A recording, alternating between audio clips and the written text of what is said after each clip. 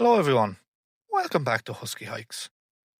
Just a quick channel update here before we move on. We're currently in the long process of moving home, so that's been why the long form videos have slowed down lately. However, we're now back on track and we will continue to upload more frequently.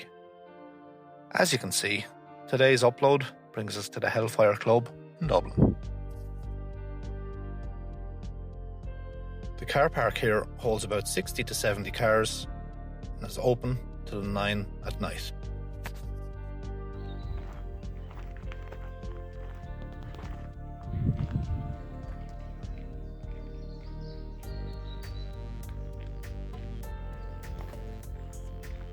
There are a variety of forest walks here and it's a very popular site for Dubliners. It's located on Montpellier Hill and it overlooks Dublin City.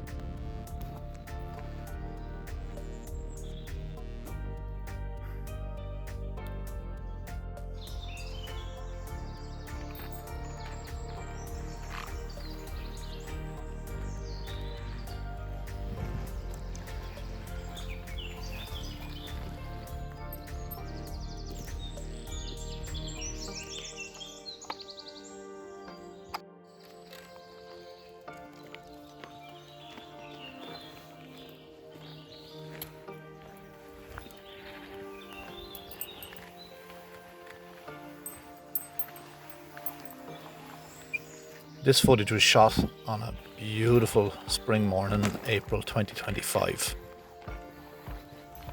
We had managed to get there around 8:30 or 7:30 in the morning. It's advisable as the sun was already rising and it was about, I think, between 20 and 22 degrees forecast for that morning.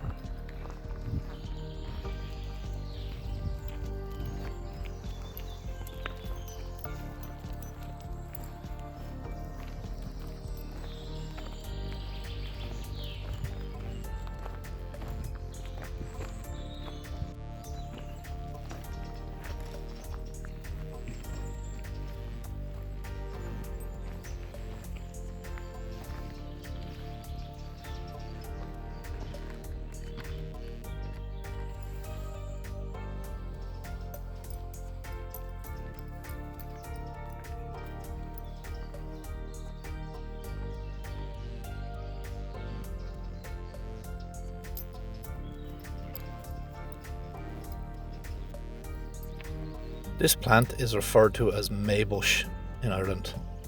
I'm not sure why it's called maybush because it usually blooms before then. Somebody might know. If you do, let us know in the comments.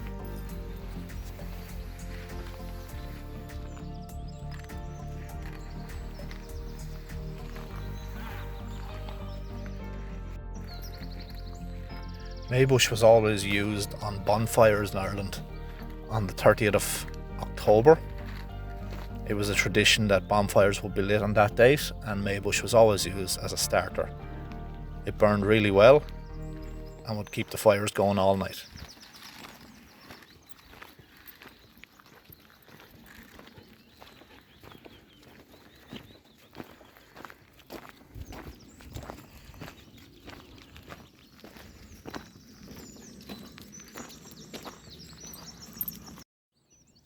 There was quite a lot of activity on the paths this particular morning.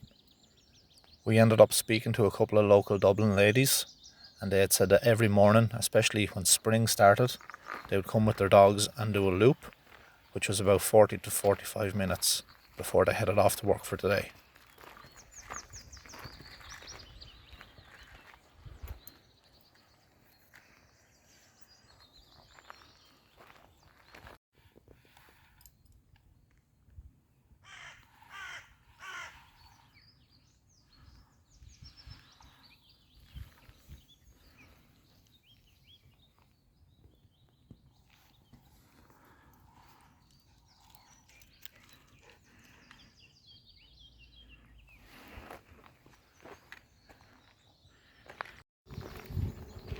Just to let you know, Zara is a complete morning dog.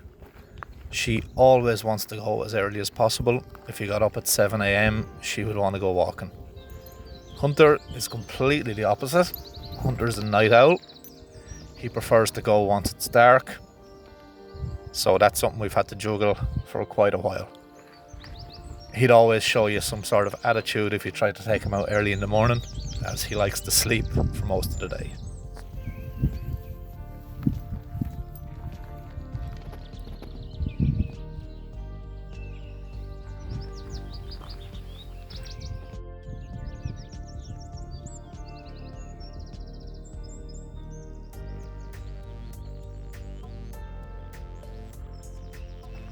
As you ascend up the trail, you'll catch glimpses of Dublin city. You can see it there off in the distance, but nothing can compare you for the view once you reach the top.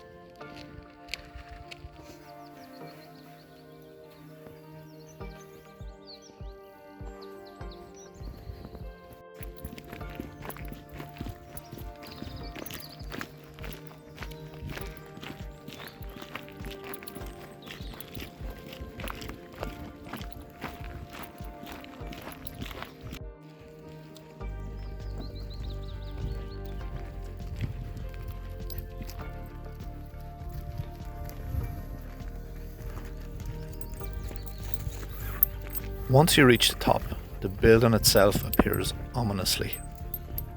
It was erected as a shooting lodge in 1725. Lore will tell of its occupation by a club of wild young gentlemen who drank in a local tavern but were dismissed, hence the name, the Hellfire Club.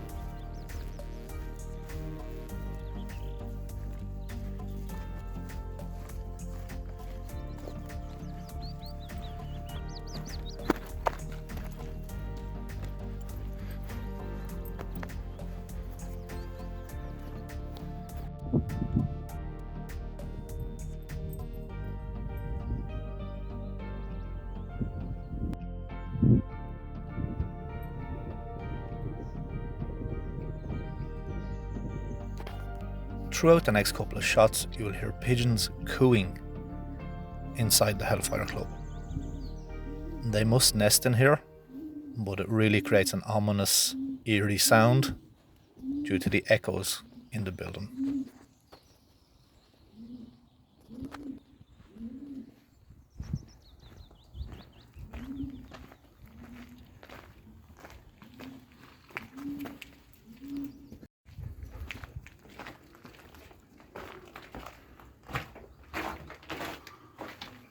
Years ago, when we visited here, we had an incident with Hunter. This stairs, once we approached it, he froze and he wouldn't walk up. It was kind of freaky, and we still can't explain it to this day. And even here, there's something he doesn't like, whether he can sense something. We have all heard the legends about this place. I'll touch on a few of them now.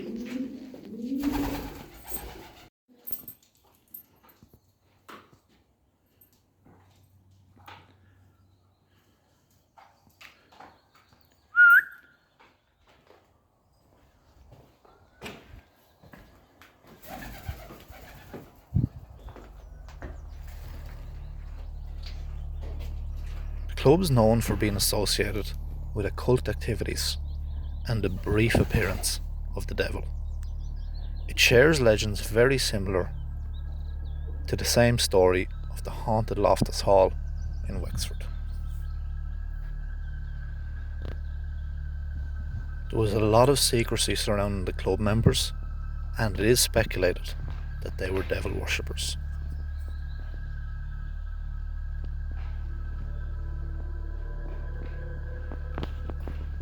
The legend goes that a stranger appeared on a dark, stormy evening to play a game of cards with the club members. At some point during the game, one of the players dropped the card, and when he went down to pick it up, he noticed that the stranger had cloven hooves instead of feet. These, of course, were legends that were passed down through generations. We heard these stories when we were in school. You can make up your own mind and read a little bit more into it online, but I will say there is definitely an eerie feeling inside this building.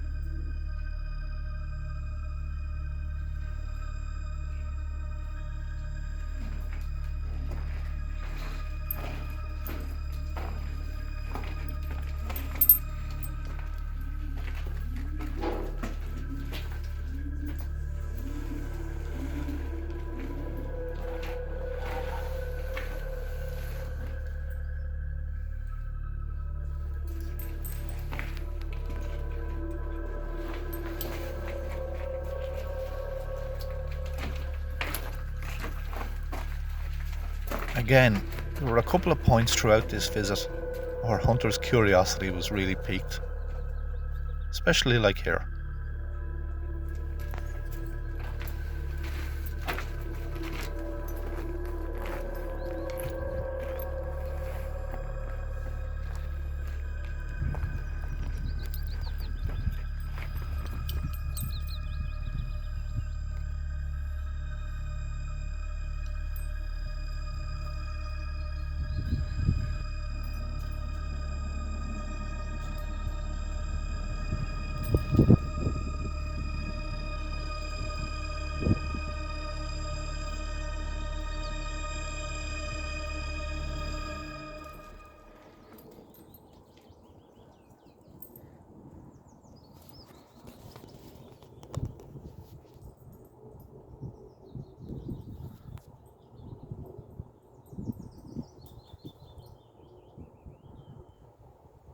Despite the eeriness, it's quite peaceful up here. Look at the view. An entire city just going about its life.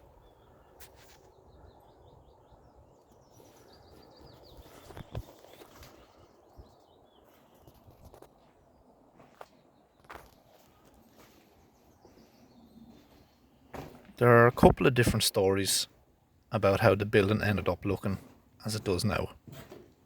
It is generally accepted that it was ravaged by fire. Again, there are a couple of different legends. One was that the owner burnt it down due to its lease not being renewed. There was also another story of one of the club members pouring brandy onto another one of the members and setting him alight. There's also some myths that the devil himself actually burned this place down.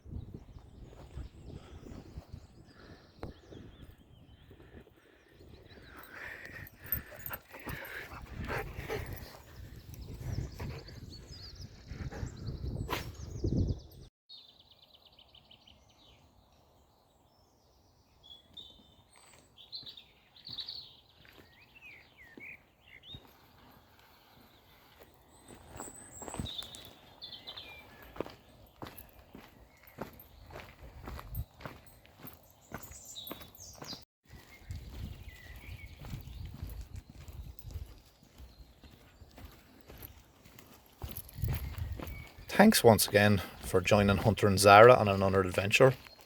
We really enjoyed this one. All in all, it took about 2 hours with a little stop at the top for some investigation. Hope to see you in the next video.